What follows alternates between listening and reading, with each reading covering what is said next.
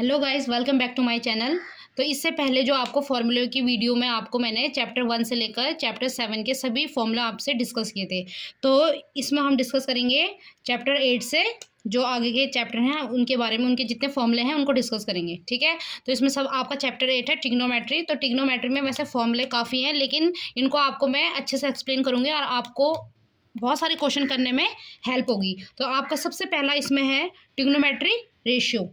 तो trigonometric ratio हमें पता है कि हमारे ट्रिग्नोमेट्रिक रेशियो 6 होते हैं, sine theta, cos theta, tan theta, cot theta, sec and cosec. आपको इसी सीक्वेंस में इनको लर्न करना है। तो इसको करने के लिए सबसे पहले इनका रेशियो लिखने के लिए आपको एक छोटी सी ट्रिक बताऊंगी, उसकी हेल्प से आप इसको बहुत ईजी से लर्न कर सकते हैं और इसके आपके बहुत सारे क्वेश्चन आपके बोर्ड एग्जाम में देखने को मिलेंगे। तो सबसे पहले आपको एक छोटी सी ट्रिक से लर्न करना है इसको।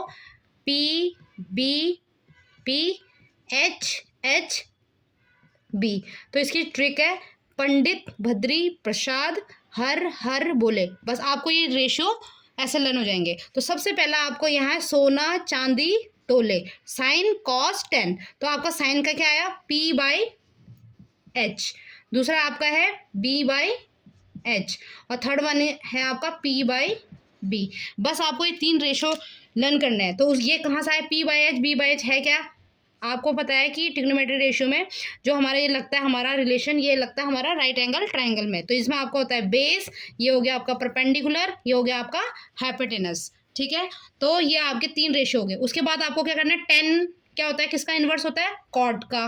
कॉस किसका होता है, सेक का। साइन किसका होता है, कॉसेक का। अभी आपको मैं इसमें इन्वर्स रिलेशन में बताऊंगी। तो आपको इसको क्या करना है, इसको बस रेसिप्रोकल करके लिख देना है। इसका रेसिप्रोकल ये हो जाएगा और इसका ये हो जाएगा। तो इसका आ जाएगा बी बाई पी, इसका आ जाएगा हमारा एच बाई बी और इसका आ जाएगा आपका एच बाई पी। तो ऐसे करके आपको 6 के 6 ट्रिग्नोमेट्री रेशियो याद हो जाएंगे। उसके बाद एक फॉर्मूला, आपके दो इंपॉर्टेंट फॉर्मूले हैं। अगर आपको कभी भी क्वेश्चन 10 की फॉर्म में दिया हो और आपको उस क्वेश्चन को साइन और कॉस की फॉर्म में चेंज करना हो तो आप इसकी हेल्प से कर सकते हैं। टेन थीटा होता है आपका sine theta upon cos theta और कॉट थीटा होता है आपका cos theta upon sine theta. तो ये दो फॉर्मूले भी आपके लिए बहुत ज़्यादा इंपॉर्टेंट है। ओके, अब आपका है इनवर्स रिलेशन। तो इनवर्स रिलेशन में होता है क्या है, जो आपका साइन है वो सीधे किसका इनवर्स था, कॉसेक का। तो इसको आप लिख सकते हो 1 अपॉन कॉसेक थीटा और कॉसेक को क्या लिख सकते हो, 1 अपॉन साइन थीटा। ओके, अब आपका है टेन थीटा, टेन थीटा को लिख सकते हो 1 अपॉन कॉट थीटा और कॉट थीटा को लिख सकते हैं 1 अपॉन टेन थीटा। सेक का होता है 1 अपॉन कॉसेक थीटा और कॉसेक का होगा 1 अपॉन सेक थीटा। तो ये भी आपको पता होना चाहिए। नेक्स्ट आपका है कॉम्प्लीमेंट्री रिलेशन। हमें पता है कि जब भी दो एंगल का सम 90 होता है तो उसको हम बोलते हैं कॉम्प्लीमेंट्री एंगल। तो आपको ये भी इस टाइप के क्वेश्चन भी आपकी बुक में है, एक्सरसाइज 8.2। तो उसमें आपको इसको यूज़ करना है। तो साइन 90 माइनस थीटा क्या होता है हमारा, कॉसेक कॉस थीटा और कॉस 90 माइनस थीटा होता है आपका साइन थीटा। नेक्स्ट आपका टेन 90 माइनस थीटा होता है आपका कॉट थीटा और कॉट 90 माइनस थीटा होता है आपका टेन थीटा। सेक 90 माइनस थीटा होता है आपका कॉसेक थीटा और कॉसेक 90 माइनस थीटा होता है आपका सेक थीटा। तो अब हम बात करेंगे ट्रिग्नोमेट्रिक आइडेंटिटीज। इसके लिए आपको इन तीन रिलेशन को याद करना है। जब भी आपका क्वेश्चन स्क्वायर की फॉर्म में दिया होगा तो आपको ये आइडेंटिटीज लगानी है। तो सबसे पहले आपकी आइडेंटिटी है sine square theta plus cos square theta is equal to 1। जहाँ पर भी आपको ये दो वैल्यू दूंगी उसकी जगह पर आप 1 लिख सकते हो। और इसमें अगर आपको साइन स्क्वायर थीटा और कॉस स्क्वायर थीटा की वैल्यू चाहिए होगी तो इसकी हेल्प से आप वो भी निकाल सकते हो। जैसे sine square theta is equal to 1 minus cos square theta.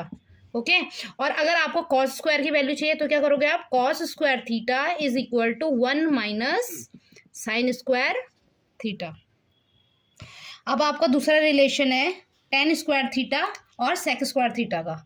Okay, तो इसमें क्या करोगे आप, अगर आपको सेक स्क्वायर थीटा की वैल्यू निकालनी है तो वो क्या हो जाएगा 1 प्लस टेन स्क्वायर थीटा। और अगर आपको टेन स्क्वायर थीटा की वैल्यू चाहिए तो आप क्या करोगे, tan square theta is equal to sec square theta minus 1। और आपको अगर 1 चाहिए, 1 की वैल्यू चाहिए तो आप क्या करोगे, sec square theta 1 equal to क्या हो जाएगा आपका sec square theta minus tan square theta.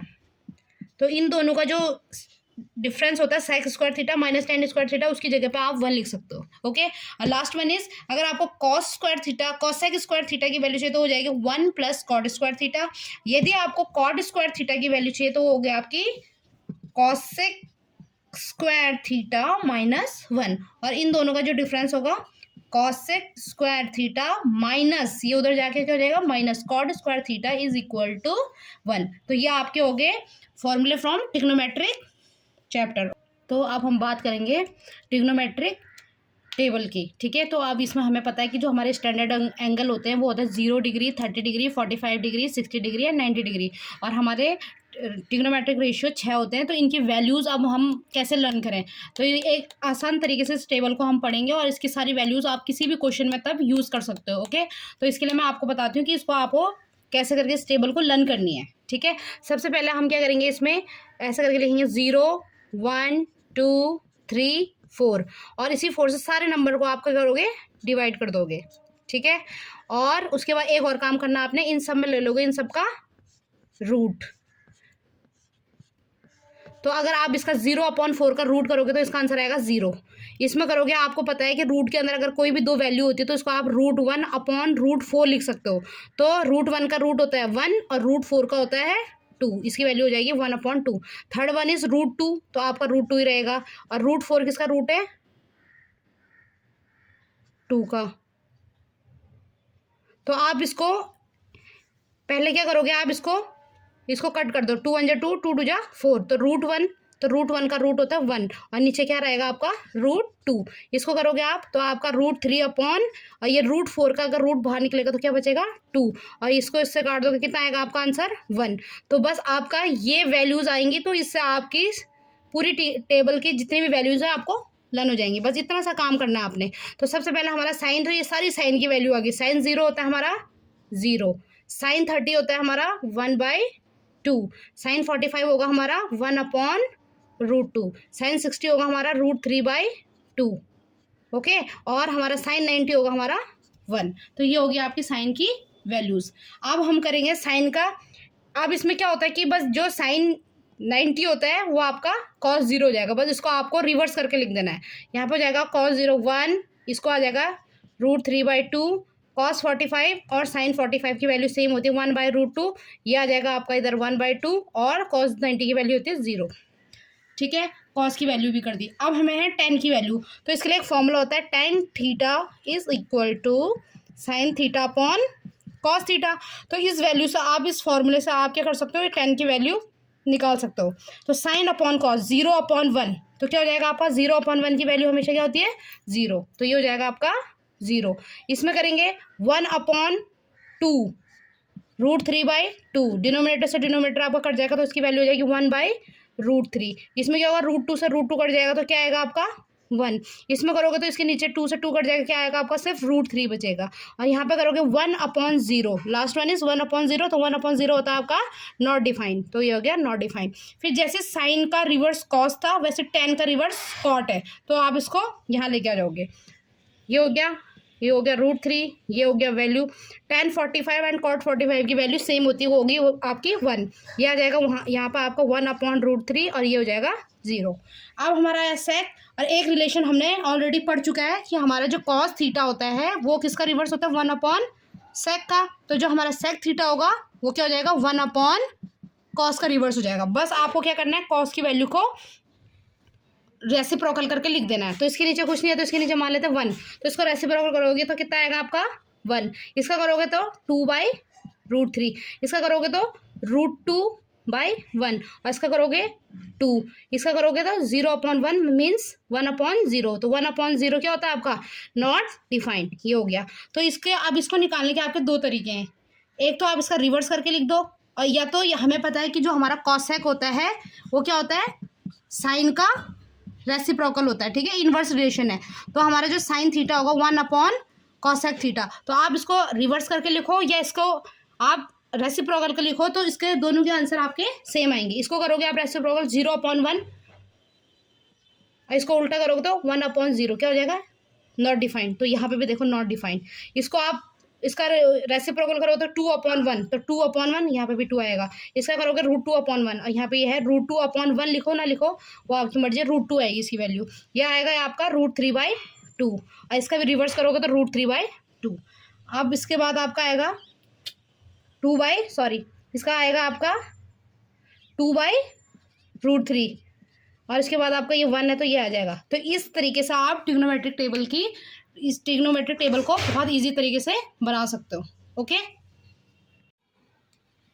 तो अब हम बात करेंगे आपका chapter number 9 application of trigonometry.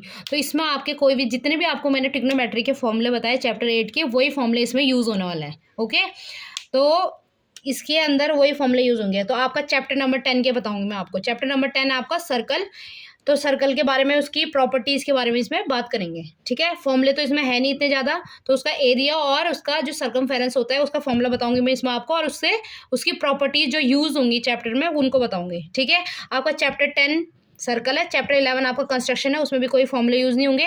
Chapter number 12 में आपका एरिया रिलेटेड टू सर्कल है। तो इसी वीडियो में मैं आपको चैप्टर 12 के भी जितने फॉर्मूले उसमें यूज़ होंगे वो भी बताऊंगी। ओके, तो आपका है सबसे पहले सर्कल। तो जो इसका सेंटर पॉइंट होता है इसको हम बोलते हैं सेंटर। ये यहाँ से यहाँ तक की जो ये इसकी बाउंड्री, आउटर बाउंड्री को हम बोलते हैं सर्कमफेरेंस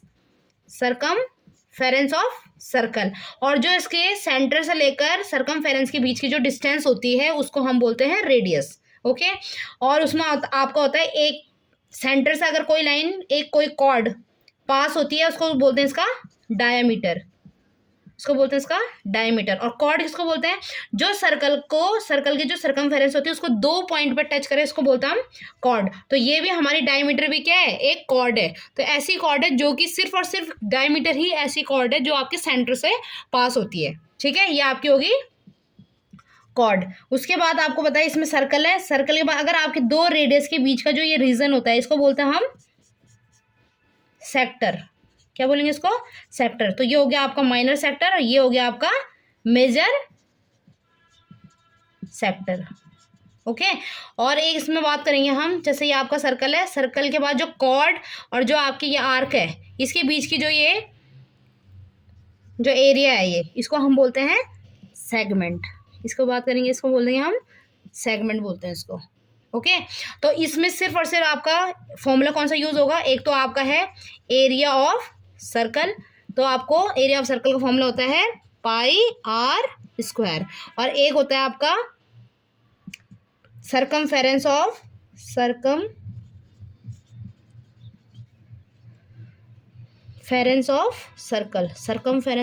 का फॉर्मूला आपका होता है 2πr।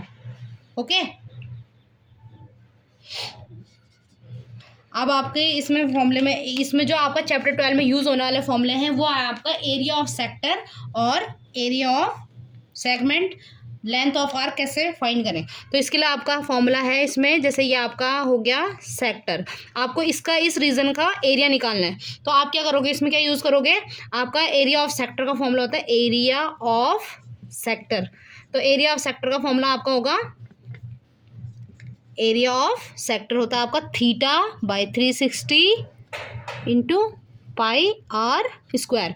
ये जो आपका ये एंगल होगा ये होगा आपका थीटा। ओके, और आर आपका रेडियस हो जाएगा। पाई की वैल्यू होती है आपकी 22/7। और अगर आपको इस आर्क की लेंथ फाइंड करनी है तो लेंथ ऑफ आर्क कैसे फाइंड करेंगे, area of the length of arc is equal to θ/360। बस इसकी जगह पर आपको 2πr लगाना है। ठीक है, क्योंकि जो आपका ये आर्क है ये किसका पार्ट है, आपका सर्कमफेरेंस का पार्ट है, इसलिए यहाँ पे 2πr आएगा। और यदि आपको सेगमेंट का एरिया निकालना है तो सेगमेंट का एरिया निकालने के लिए क्या फॉर्मूला आपका, ये आपका सेगमेंट हो गया। अगर यदि आपको इसका एरिया निकालना है तो सबसे पहले आपको इससे रिलेटेड जो करस्पॉन्डिंग इसका जो सेक्टर होगा उसमें से क्या करोगे आप, एरिया ऑफ सेक्टर में से क्या माइनस कर दोगे, area of sector minus area of this triangle, area of triangle. तो यदि आप सेक्टर में से अगर सेक्टर का एरिया निकालोगे तो पूरा एरिया आ जाएगा इसके अंदर, उसमें से आप ट्राइंगल को माइनस कर दो तो आपका क्या आ जाएगा, एरिया ऑफ सेक्टर। तो अब नेक्स्ट वीडियो में हम बात करेंगे चैप्टर नंबर 13, 14 और 15 की। इसमें आपको अगर यदि कोई डाउट हो तो आप कमेंट बॉक्स में ज़रूर बताएं, और अगर यदि आपको वीडियो अच्छी लगी हो तो लाइक, शेयर और सब्सक्राइब करना ना भूलें। Thank you.